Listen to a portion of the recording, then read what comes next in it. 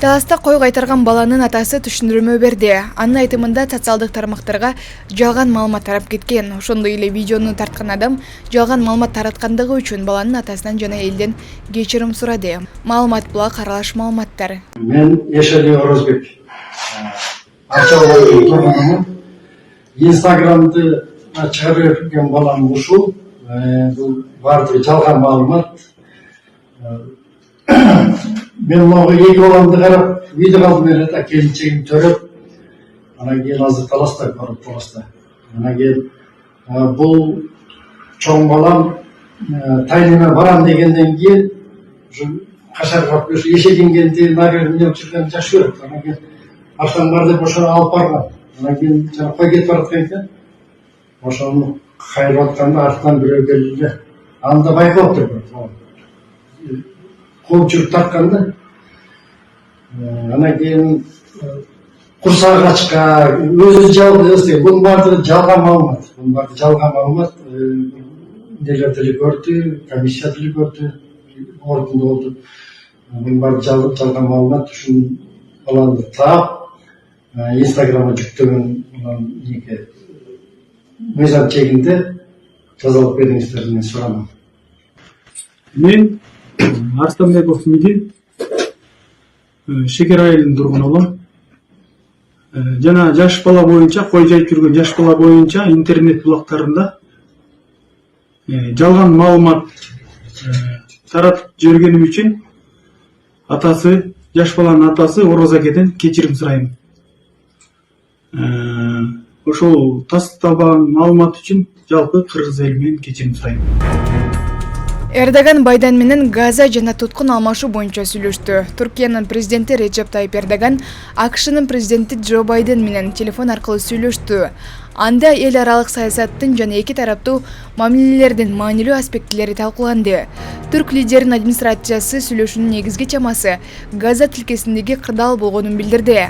Маалыматка караганда Эрдоган Нетаньяхунун өкмөт ок атышууну токтотууну жана тынчтыкты каалабаганын көрсөтүп жатканын баса белгиледи. Түрк лидери ошондой эле Хамастын саясий бюросунун башчысы Исмаил Ханяндын өлтүрүлүшү ок атышуунун токтотуу аракеттерине оор сокку урганын белгиледи. Түрк лидеринин айтымында Израиль Газадагы өрттү бүт аймакка жайылтууну көздөп жатат. Өзгөчө көңүл Туркияда акыркы убакта жүргүзүлгөн туткун алмашууга бурулду. Президент Байден бул операциянын ийгиликтүү аткарылышы үчүн Эрдоганга ыраазычылык билдирди. Сүйлөшүү учурунда Туркия менен Америка Кошмо Штаттарынын ортосундагы эки тараптуу мамилелер талкууланды. Эрдоган Туркиянын АКШ менен бардык тармактарда алакасын өнүктүрүүгө даяр экендигин билдирди. Маалымат Блак Супер KG.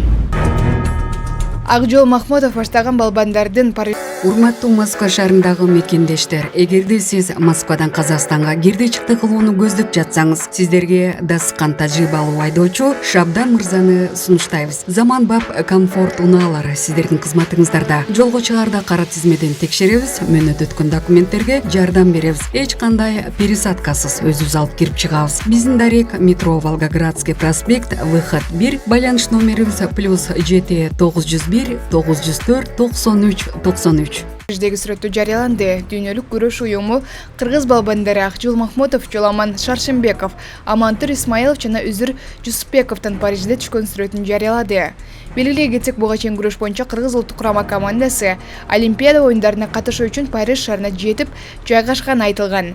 Кыргыз балбандарын мелдешке чыга турган күндөрү Жоламан Шаршембеков грек-рим күрөшү 60 кг салмакта 5 августта, Үзүр Жусупбеков грек-рим күрөшү 97 кг 6 августта, Акжол Махмутов грек-рим күрөшү 77 кг 6 августта, Амантур Исмаилов 67 кг грек-рим күрөшү 7 августта мелдешке чыгат. Маалымат Блак Супер KG.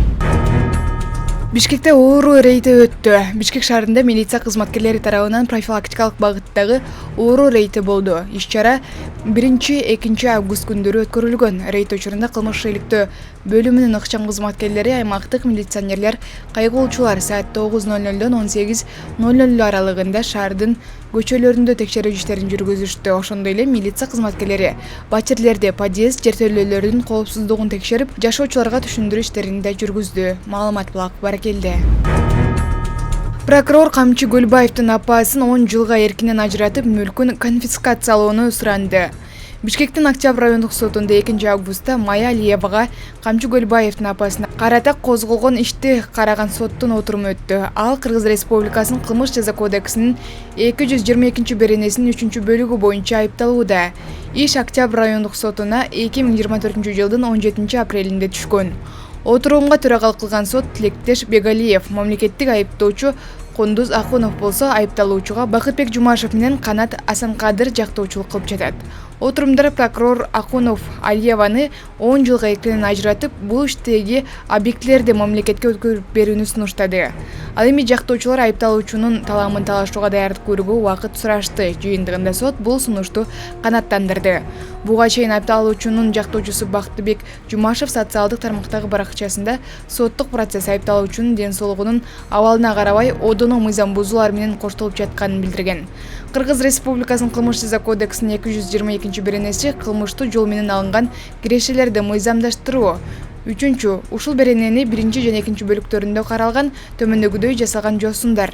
Биринчи уюшкан топ тарабынан, экинчи кылмыштуу коомдоштуктун курамында, үчүнчү ири өлчөмдө. Мүлктүн конфискациялоо менен 3 жылга чейин мөөнөткө белгилүү кызмат орунду ээлөө же белгилүү иш менен алектенүү укугунан ажыратуу менен 8 жылдан 11 жылга чейинки мөөнөткө эркиндигинен ажыратууга жазаланат. Маалымат булак Баракелде.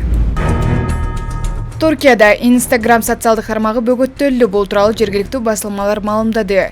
Кече күнү өлкөнүн коммуникация министри Фахреддин Алтун X платформасы аркылуу Instagram'дан Хамас кыймылынын саясий лидери Исмаил Ханияга байланышкан көңүл айтуу билдирүүлөрү өчүрүлүп жатканын кабарлап, бул аракетти кескин сындай турганын билдирген.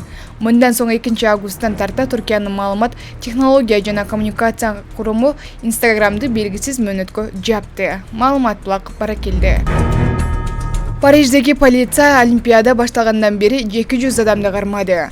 Франциянын полициясы Париж шаарында Олимпиада оюндары башталгандан бери 200 чакты адамды ар кандай бейбаштык үчүн кармады. Бул маалыматты 2 августта өлкөнүн ички иштер министри Жеральд Дарменден билдирди. Кармалгандардын ичинен 180 адам убактылуу камакка алынды. Расмий маалыматтар боюнча Париж шаарынын аймагында жана шаардын тегерегинде уурулук 24%, автоунааларды уурдоо фактылары 10% азайды. Муну Олимпиада оюндарына карата коопсуздук чараларынын жана полиция кызматкерлеринин ишинин күчөтүлүшү менен байланыштырууда.